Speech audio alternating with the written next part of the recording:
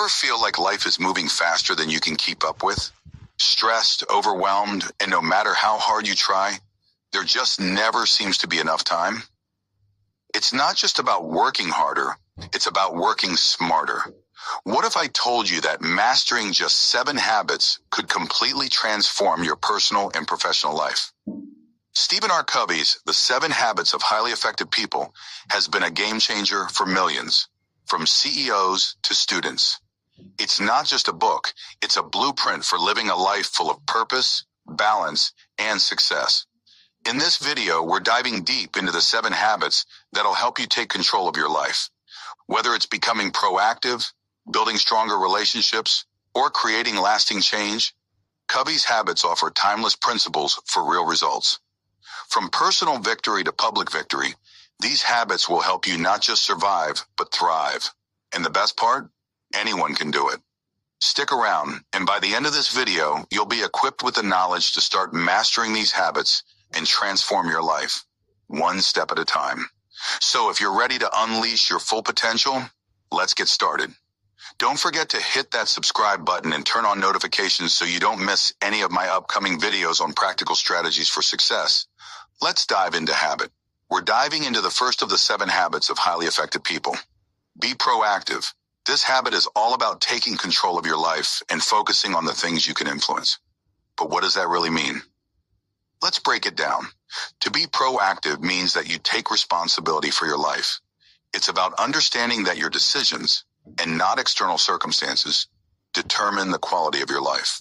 Stephen Covey explains that many of us live in a reactive state where we respond automatically to external factors like the weather, other people's moods, or problems at work. These things can trigger emotions like anger, frustration, or stress. But here's the thing. When you're reactive, you're essentially handing over control of your life to outside forces. So how can you shift from being reactive to proactive? It starts with recognizing what Covey calls your circle of influence versus your circle of concern. The circle of concern includes everything that you care about: your job, the economy, the weather, world events. These are things that often cause stress, but you have little to no control over them. On the other hand, the circle of influence includes the things you can actually do something about, like your attitude, your decisions, and how you respond to challenges. Imagine you're having a rough day at work. A reactive person might blame their boss, coworkers, or even the workload for their stress. A proactive person, however, takes a step back and asks, what can I control here? Maybe you can't change the workload, but you can control your mindset and how you choose to handle the situation. By focusing on your circle of influence, you regain control and empower yourself to make meaningful changes. Covey also highlights the power of language in shaping our behavior. Reactive people often use language that reflects a victim mindset. Phrases like, "There's nothing I can do," "That's just how I am," or "They make me so mad." Proactive people, on the other hand, use language that reflects ownership. "I can choose a different approach," "I am responsible for my actions," or "I will find a solution." Notice the difference?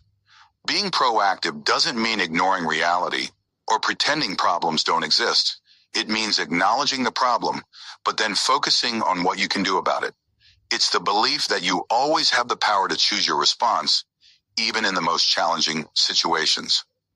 One powerful example Covey shares is Viktor Frankl, a Holocaust survivor. Despite enduring unimaginable suffering, Frankl realized that while the Nazis could control his environment, they could never control his inner world, his response to the situation. He chose to find meaning in his suffering, and this mindset helped him survive. His story reminds us of the ultimate power we all have, the power to choose our response. When you're proactive, you make a conscious choice to respond based on your values, not just your feelings. This habit is all about ownership, taking full responsibility for your thoughts, your emotions, and your actions. You stop blaming external circumstances and instead focus on what you can influence. This creates a ripple effect, empowering you to create positive change in your life. So how do you start being more proactive in your daily life? First, notice how you react to things that frustrate or stress you. Pay attention to your words and thoughts. Are you blaming others or circumstances, or are you looking for what you can control? Second, practice using proactive language. Instead of saying I have to, start saying I choose to. This shift in language helps you regain control. And finally, focus on expanding your circle of influence by putting your energy into the things you can change. Remember, being proactive is not just about being positive. It's about taking real, meaningful action to influence the things you can control. It's about taking responsibility for your life and realizing that ultimately, you are the one in charge. And that's the first step to becoming a highly effective person. We're diving into Habit 2 of Stephen Covey's The 7 Habits of Highly Effective People. Begin with the end in mind. This habit is all about vision, defining a clear direction for your life, and setting intentional goals. Let's explore how this mindset can transform the way you approach everything. Have you ever felt like you're running through life without a clear sense of direction? Like you're doing a lot, but you're not sure if it's really getting you where you want to be? That's what Habit 2 addresses. Covey explains that many people are so caught up in the daily grind, work, responsibilities, distractions, that they forget to stop and ask, where am I really going? What do I want to achieve in life? Covey's message in Begin with the End in Mind is simple yet profound. You need to have a clear vision of your desired destination before you start your journey. Imagine building a house without a blueprint. You wouldn't know where to place the walls, windows, or doors, right? The same principle applies to life. Without a clear picture of your end goal, you might work hard, but you'll lack direction, and that can lead to frustration or regret. So how do you begin with the end in mind? Covey suggests that you start by visualizing your ideal future. Take a moment to imagine what success looks like for you, not just in your career, but in every aspect of your life. What kind of relationships do you want? What impact do you want to make? How do you want to feel about yourself? This exercise helps you clarify your values and the legacy you want to leave behind. In the book, Covey shares a powerful exercise to drive this point home. He asks you to imagine attending your own funeral. As you sit in the back, listening to what people are saying about you, what would you want them to say? How do you want to be remembered? This might sound a bit heavy, but it's incredibly revealing. It forces you to reflect on what truly matters to you and what kind of life you want to build. When you begin with the end in mind, you're not just setting goals for today or tomorrow. You're creating a long-term vision that shapes every decision and action you take. Covey emphasizes the importance of aligning your daily activities with your vision. This means that instead of getting lost in the small, urgent tasks of life, you prioritize the things that are truly meaningful. Let's say you've imagined your ideal future. Maybe you want to be known as a loving parent, a successful entrepreneur, or someone who made a positive impact on your community. Whatever your vision is, the next step is to ask yourself, am I living today in a way that moves me toward that vision? For example, if your goal is to be a great parent, are you spending quality time with your family? If you want to be an entrepreneur, are you developing the skills and habits that will help you achieve that dream? It's easy to get distracted by short-term wins or daily tasks, but Habit 2 encourages us to always keep the bigger picture in mind. It's not just about getting things done, it's about getting the right things done, the things that bring you closer to your ultimate purpose. Covey introduces the idea of personal leadership here. Leadership isn't just about guiding others. It's about leading your own life, ensuring that you're moving in the direction that aligns with your deepest values and long-term vision. This kind of leadership requires you to be intentional with your time and energy. It means saying no to distractions and yes to what truly matters. One of the most critical parts of Habit 2 is understanding that your life is shaped by the choices you make today. Covey uses the metaphor of a lighthouse to illustrate this point. Just like a lighthouse guides ships safely through the night, your vision for your life guides you through the chaos and confusion of daily living. Without that guiding light, you risk drifting off course. Think of the goals you're currently working toward. Do they reflect your long-term vision, or are they just short-term achievements? Begin with the end in mind reminds us to regularly check in with ourselves and make sure we're on track. It's not just about achieving goals. It's about achieving the right goals, the ones that resonate with who you truly want to become. Covey stresses that having a personal mission statement can be a powerful tool in staying focused on your end goal. A personal mission statement is like a roadmap. It outlines your core values, your ultimate destination, and the path you'll take to get there. When you face tough decisions or challenges, this mission statement becomes your reference point, helping you make choices that are aligned with your purpose. Ultimately, habit 2 is about intentionality. It's about deciding where you want to go and then ensuring that everything you do, no matter how small, moves you in that direction. It's about taking the time to define your purpose, your values, and your goals, and then using that vision to lead a life of true fulfillment. By beginning with the end in mind, you shift from being reactive to being proactive in your life choices. You stop letting life just happen to you, and instead, you create the life you want. Every action you take becomes purposeful, and every decision brings you one step closer to your ideal future. We're diving into Habit 3 from Stephen Covey's The 7 Habits of Highly Effective People. Put first things first. This habit is all about learning how to prioritize what's truly important in our lives, instead of just reacting to what feels urgent. If you often find yourself overwhelmed by tasks or struggling to focus on what really matters, stick around. This habit will change how you think about time management. Do you ever feel like your days are filled with endless tasks, meetings, and emails? But when you finally sit down at the end of the day, you realize you haven't made progress on the things that matter most to you? That's the challenge that Habit 3 addresses. Covey's message here is powerful. To live an effective, purpose-driven life, we have to focus on what's most important, not just what's urgent. Let's talk about this for a moment. In our busy, fast-paced lives, it's easy to get caught up in things that feel urgent, those emails that need an immediate response, those notifications on your phone, or those tasks that scream for attention. But are these things truly important? Covey argues that many of us spend our time in reaction mode, constantly putting out fires and dealing with whatever's shouting the loudest. The problem is we often sacrifice our long-term goals and meaningful progress in the process. Here's the key insight from Habit 3. Just because something is urgent doesn't mean it's important. And just because something is important doesn't mean it's urgent. Covey emphasizes the need to focus on what really matters, those things that align with our long-term goals, values, and vision. This requires a shift in how we approach our time and energy. So how do we put first things first? Covey explains that it starts with understanding your priorities. These priorities come from the vision you've created in Habit 2, where you begin with the end in mind.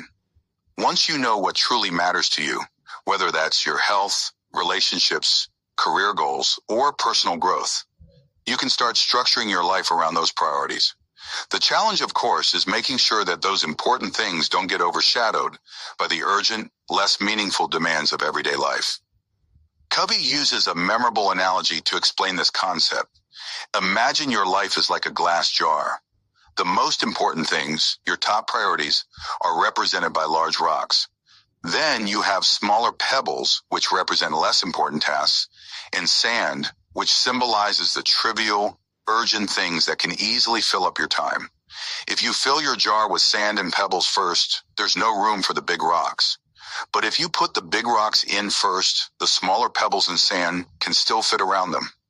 This analogy is a great reminder that we need to focus on the big rocks in our lives, the things that truly matter. These are the activities that contribute to our long-term goals and personal growth, like building meaningful relationships, developing skills, and taking care of our well-being. The urgent, smaller tasks will always be there, but they should never crowd out the time and energy we dedicate to the things that bring real fulfillment. One of the most common obstacles to putting first things first is our tendency to react to whatever's happening around us. We get pulled into last-minute requests, interruptions, and distractions, and before we know it, the day is gone. To overcome this, Covey suggests we need to take control of our time by planning proactively. Instead of letting life happen to us, we should schedule time for the things that are most important before the urgent tasks take over. Think about the times when you felt truly productive. Chances are those were the times when you were working on something that mattered to you, something that aligned with your long-term goals. Habit 3 is about creating more of those moments. It's about learning to say no to distractions and lower priority tasks so that you can say yes to the things that bring you closer to your vision. Covey emphasizes that living in this way requires discipline. It's easy to get pulled off track by what's urgent, but it takes real effort to focus on what's important. This habit encourages us to prioritize our time with intention. That means not just reacting to what's in front of us, but consciously choosing to invest our time in the activities that contribute to our growth and well-being. A critical part of habit 3 is learning to distinguish between the things we can control and the things we can't. Covey refers to this as focusing on your circle of influence.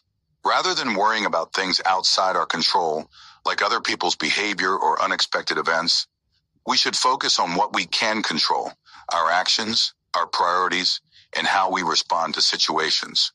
By doing this, we reduce stress and take more ownership of our lives. Another important element of putting first things first is learning to manage your commitments. Many of us take on more than we can handle, which leads to burnout and frustration. Covey reminds us that it's okay to say no. In fact, saying no to the things that don't align with our goals is essential for staying focused on what really matters. Every time we say yes to something, we're effectively saying no to something else. So we need to be intentional about where we invest our time and energy. Let's break it down. At its core, habit 3 is about living a life that reflects your priorities, not someone else's. It's about making sure that the things that matter most to you, your health, your relationships, your personal development, come first, even when life gets busy. This requires planning, discipline, and the courage to focus on what truly matters, even when the world is pulling you in 100 different directions. By learning to put first things first, you regain control over your time and your life. Instead of reacting to every little thing that comes your way, you'll start to make decisions that align with your values and long-term goals. You'll find that you're less stressed, more productive, and more fulfilled because you're working on the things that truly matter. We're diving into habit 4 of Stephen Covey's The 7 Habits of Highly Effective People. Think win-win. This habit is all about changing the way we approach relationships, whether it's at work, with friends, or in our personal lives, and seeking solutions that benefit everyone involved. So if you want to learn how to create more positive, successful relationships, stay tuned. We live in a world that often feels competitive. We're taught from an early age that success means coming out on top, beating others, and winning at all costs. But Covey challenges this mindset with habit 4, think win-win. He explains that in order to be truly effective in life, we need to shift away from a win-lose mentality and embrace a win-win approach. It's not about you winning while someone else loses. It's about finding solutions that allow both parties to succeed. So what does win-win really mean? At its core, it's the belief that in any interaction, there's a solution that can benefit everyone. It's not just about compromise or giving up something to make the other person happy. It's about finding a way where both people or groups feel satisfied with the outcome. Covey emphasizes that win-win is a mindset of abundance, cooperation, and respect. It's the belief that there's enough success, happiness, and opportunity to go around for everyone. Let's think about this in practical terms. Imagine you're negotiating with a colleague on a project deadline. In a win-lose scenario, one of you might push to have your way. Maybe you want a faster deadline to meet your goals, while your colleague wants more time to ensure quality. In this case, one person would win and the other would lose. But in a win-win mindset, both of you would sit down and ask, how can we work together to find a solution that benefits both of us? Maybe that solution is extending the deadline, but allocating extra resources to ensure the project stays on track. This shift in thinking requires a change in perspective. Many of us are conditioned to see life as a zero-sum game. If someone else wins, it must mean we're losing. Covey points out that this mindset creates unnecessary conflict and tension. Instead, win-win thinking is based on the belief that everyone can win, and the best solutions are those where all parties walk away feeling like they've gained something. It's a mindset that promotes trust, collaboration, and long-term success.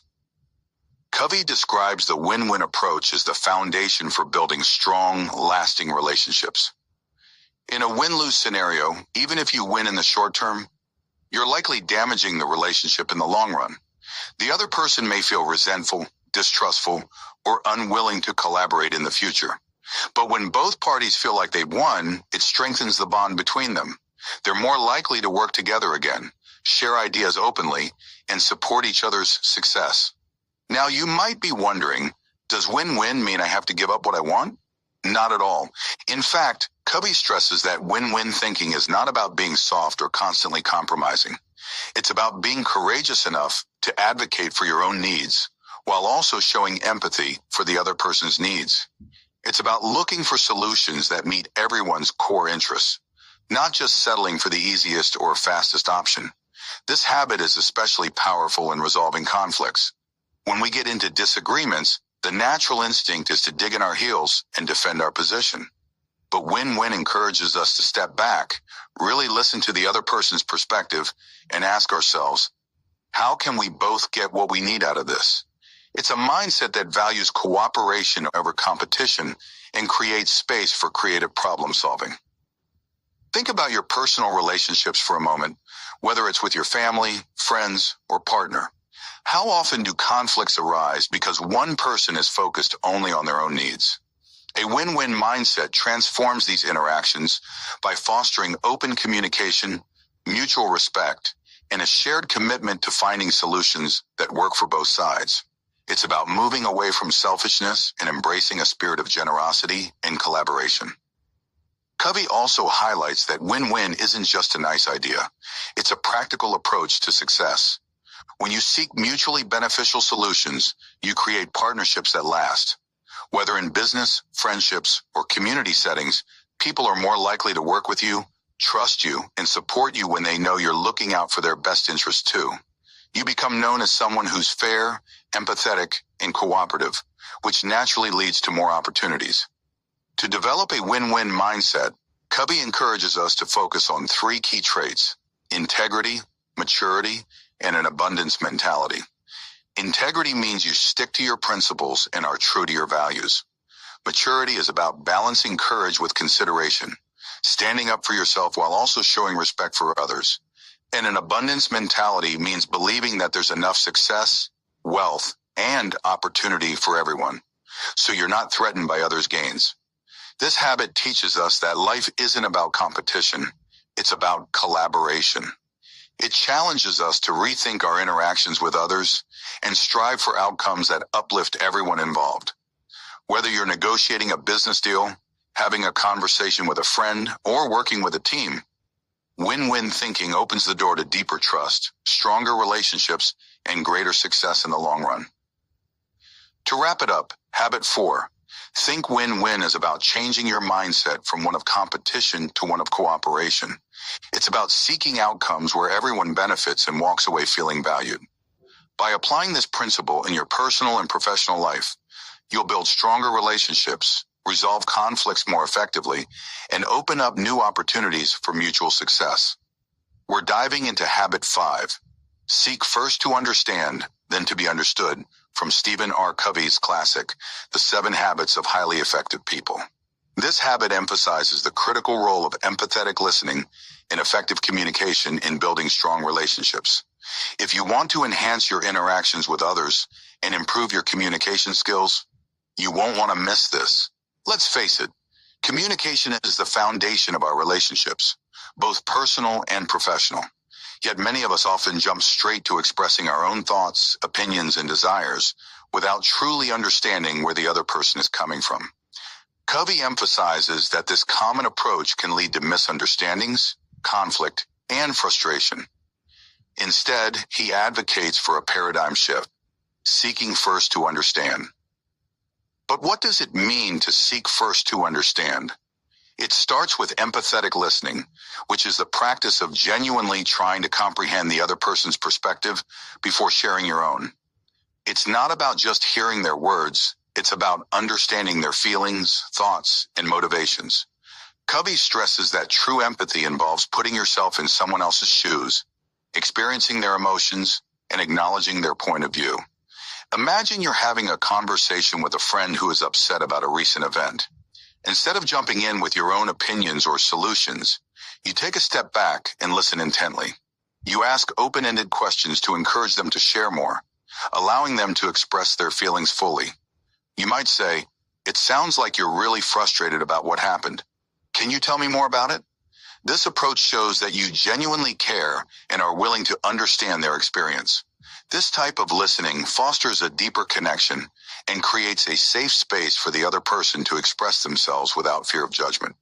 When they feel heard and understood, they are more likely to open up and engage in meaningful dialogue. This is where the magic happens.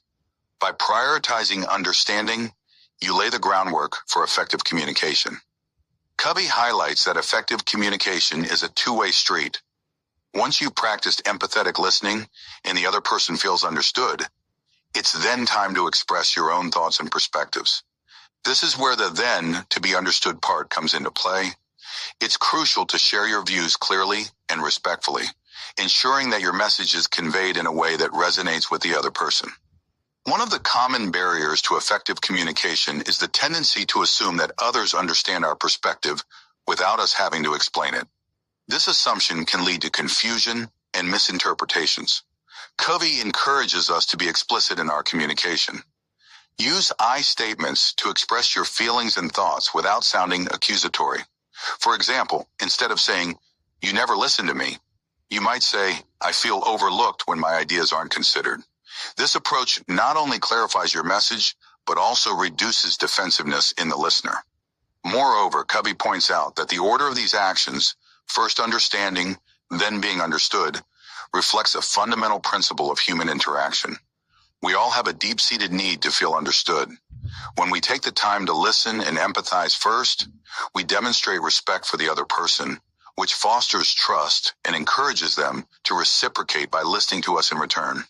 In practice, habit 5 requires us to be genuinely curious about others' perspectives and to be patient in our interactions. It means resisting the urge to interrupt, to formulate our responses while the other person is still speaking, or to rush to conclusions. Instead, it's about truly engaging with what the other person is saying, reflecting on their words, and asking clarifying questions to deepen our understanding. This habit also extends beyond personal relationships. It's vital in professional settings too.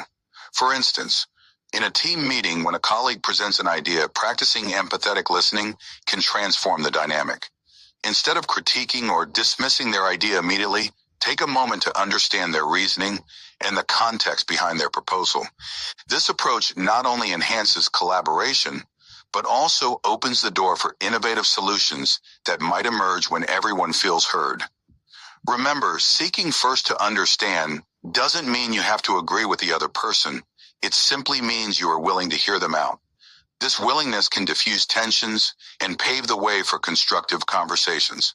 When we prioritize understanding, we create a culture of respect, cooperation, and mutual support, both in our personal lives and in our workplaces. To sum it up, habit 5, seek first to understand, then to be understood, is a transformative habit that emphasizes the power of empathetic listening and clear communication. It teaches us to prioritize understanding others before expressing our own views, creating a solid foundation for effective relationships. By practicing this habit, we can foster deeper connections, resolve conflicts more effectively, and enhance our overall communication skills. We're diving into habit 6, Synergize, from Stephen R. Covey's transformative book, The 7 Habits of Highly Effective People. This habit is all about the power of teamwork and collaboration. If you've ever wondered how to achieve remarkable results by harnessing the strengths of a group, then this episode is for you. In habit 6, Covey introduces the concept of synergy, which he defines as the idea that the whole is greater than the sum of its parts. In other words, when individuals come together to collaborate, they can create solutions and outcomes that no single person could achieve alone. This is not just about working in a group. It's about valuing and leveraging each member's unique strengths and perspectives to produce something truly extraordinary. Think about it. Each person brings their own experiences, skills, and insights to the table. When you embrace this diversity, you open up a world of possibilities. Covey emphasizes that synergy thrives in an environment of trust and respect. It requires individuals to be open to each other's ideas, willing to listen, and ready to build on one another's contributions. One of the key principles of synergy is that it involves more than just compromise. Compromise often means that everyone gives up something, leading to a less than ideal outcome. In contrast, synergy encourages creativity and innovation. It's about finding a solution that truly satisfies everyone involved, a third alternative that transcends individual positions. This approach is essential for effective teamwork and problem solving. Imagine you're part of a project team tasked with developing a new product. Each member has different expertise: marketing, design, engineering, and customer service. Instead of each person working in isolation, when you come together in a synergistic way, you can brainstorm and exchange ideas. A marketing expert might highlight customer insights that the design team hadn't considered, leading to innovative features that truly resonate with users. The engineering team can then provide feedback on what is technically feasible. This collaborative effort can lead to a product that exceeds initial expectations, creating a win-win scenario for everyone involved. Covey illustrates that effective synergy requires us to move beyond our comfort zones. It means letting go of the need to always be right or to control the outcome. Instead, we should embrace a mindset of cooperation. This involves listening to others' ideas with an open heart and mind, even if they differ from our own. When we do this, we can combine our strengths in ways that create new opportunities and innovative solutions. Furthermore, Covey emphasizes the importance of valuing differences among team members. Each person's unique background and perspective can contribute to the overall success of the group. When you actively seek out and encourage diverse viewpoints, you cultivate an environment where creativity can flourish. This is crucial in today's complex world, where challenges often require multifaceted approaches. However, achieving synergy isn't always easy. It requires practice, patience, and a genuine commitment to working together. There may be conflicts or misunderstandings along the way, but these challenges can be opportunities for growth. By approaching these situations with a collaborative spirit, you can transform potential roadblocks into stepping stones toward success.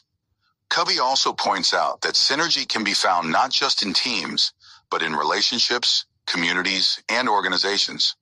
Whether you're collaborating with colleagues, friends, or family, the principles of synergy can enhance any interaction. By fostering an environment of trust, open communication, and respect, you create the conditions for effective collaboration. In practice, to cultivate synergy, start by embracing the idea that differences are assets rather than liabilities. Encourage open discussions where everyone feels safe to express their thoughts and opinions. Use brainstorming sessions to generate ideas without immediate judgment. Remember, the goal is to create an atmosphere where creativity can thrive. To sum it up, Habit 6. Synergize teaches us the importance of collaboration and the power of leveraging diverse perspectives. By seeking out and valuing the unique contributions of others, we can create solutions that are truly greater than the sum of their parts. Whether in personal relationships or professional settings, practicing synergy can lead to remarkable results and deepen our connections with others. This habit is Habit 7, Sharpen the Saw. It's all about self-renewal and continuous improvement across 4 key dimensions: physical, mental, emotional or social, and spiritual. So let's dive in. Habit 7, Sharpen the Saw emphasizes that to maintain our effectiveness, we must take the time to renew ourselves regularly. Just as a saw becomes dull with use, we too can become less effective if we neglect our own growth and well-being. Covey explains that this renewal is essential for sustaining long-term effectiveness and personal fulfillment. Let's break down the 4 dimensions of self-renewal that Covey discusses. Physical dimension.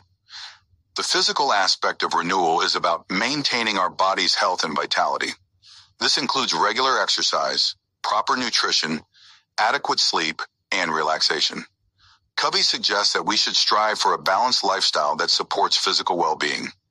Engaging in activities like walking, running, yoga, or even simple stretching can boost our energy levels and improve our overall health. When our bodies are healthy, we have the stamina to face life's challenges more effectively. 2. Mental dimension. The mental dimension involves continuously learning and challenging our minds. Covey encourages us to read, engage in creative activities, and seek out new experiences. This can be as simple as picking up a new hobby, taking a course, or even listening to educational podcasts. Keeping our minds active and curious helps us adapt to changes and fosters a growth mindset. When we invest in our mental development, we enhance our problem-solving abilities and decision-making skills. 3. Emotional social dimension. This dimension focuses on our relationships and emotional health. Covey highlights the importance of building strong connections with others, practicing empathy, and effectively communicating. Taking time to nurture our relationships, whether with family, friends, or colleagues, is vital for emotional well-being. Activities such as volunteering, spending quality time with loved ones, or even participating in community groups can strengthen our emotional health and social networks. By fostering positive relationships, we cultivate a supportive environment that contributes to our overall happiness. 4. Spiritual dimension. The spiritual dimension encourages us to connect with our values and purpose. Covey suggests that spiritual renewal can come from various sources, such as meditation, prayer, spending time in nature, or engaging in activities that align with our beliefs and values. This dimension isn't necessarily tied to religion. It's about finding what brings you peace and fulfillment. When we nurture our spiritual side, we gain clarity about our life's purpose, which can guide our actions and decisions. Covey asserts that true effectiveness comes from a balanced approach to renewal across all 4 dimensions. Neglecting one area can lead to burnout and a lack of fulfillment, while focusing on all aspects can lead to a more harmonious and productive life. Just like a car needs regular maintenance to run smoothly, we must prioritize self-renewal to ensure we're operating at our best. In conclusion, habit 7. Sharpen the Saw reminds us that self-care is not a luxury, it's a necessity for sustained effectiveness. By regularly renewing ourselves physically, mentally, emotionally, and spiritually, we empower ourselves to face challenges with resilience and creativity. Remember, taking time for yourself is not selfish. It's essential for your well-being and success. Thank you for joining me today as we explore this vital habit. I hope you feel inspired to take the necessary steps to sharpen your own saw and invest in your personal growth. If you found this summary helpful, please give it a thumbs up, subscribe to the channel,